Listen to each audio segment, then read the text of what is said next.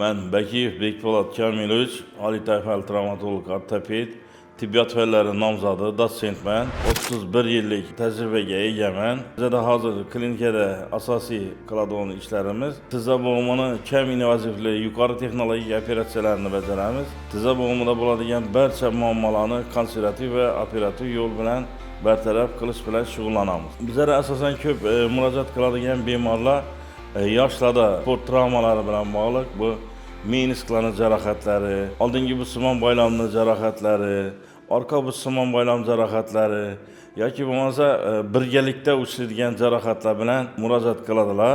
Bunday bemorlarda operativ, kam invaziv operativ usullar bilan yuqori texnologik amaliyotlarni bajaramiz. Bundan tashqari bizlar yosh kattalarda menisklarning degenerativ, ya'ni mo'rtlashish natijasida yirtilishi natijasida bemorlar murojaat qiladi.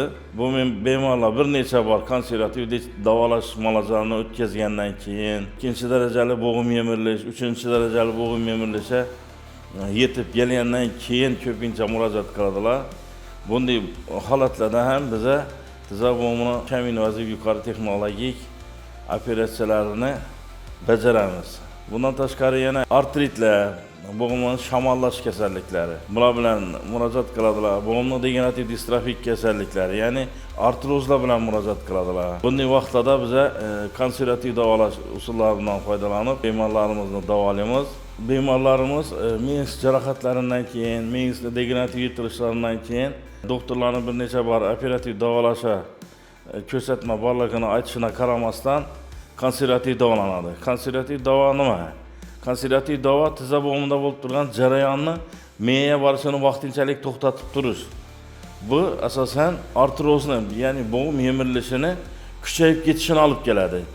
Va bemorlar oxiri shu ukol dorilarni kuch qaytgandan keyin yana kuchli og'riqlar bezovta qiladidan keyin baribir operatsiyaga majbur bo'ladilar. Bunday holatlarni oldini olish uchun bemorlarimizdan vaqtida diagnoz qo'yishni, vaqtida etik mutaxassislari maslahatini olishni, ya bo'lmasa internet materiallaridan foydalanib tavsiyalar olishni taklif qilamiz. Masalan, menisk yirtilishlarida bu yerda konservativ davo bilan davolab bo'lmaydi. O'zi yirtilib ketgan narsa qo'l dorilar bilan davolagandan vaqtincha og'riq qolib turadi. Yana baribir shu og'riq bo'laverish natijasida bemorlarni operatsiya qilishga majbur bo'lamiz. Shu menisk jarohatlaridan keyin ko'p bemorlarimiz og'riq bo'lsa ham chidab, bir necha bor konservativ davolash usullarini olib, og'riqlar bo'lsa ham postoyanniy og'riq qoldiruvchilarni ichib, buning yurishlari natijasida tizza bo'g'imini 3-4 darajali yemirilishi kuzatiladi. Bunday holatlarda artroskopiya qilib bo'lmaydi. Bu bo'g'imlarni almashtirish, ya'ni bo'g'imni endoprotezlash amaliyotini olib keladi. Shuning uchun bemorlardan vaqtida birinchi kasallik alomatlari paydo bo'lgan vaqtida davolanishlarini tavsiya qilamiz. Bunda bo'g'imni galin tog'ayi yemirilishi oldi olinadi va tog'ayni saqlab qolish imkoniyati ko'p bo'ladi.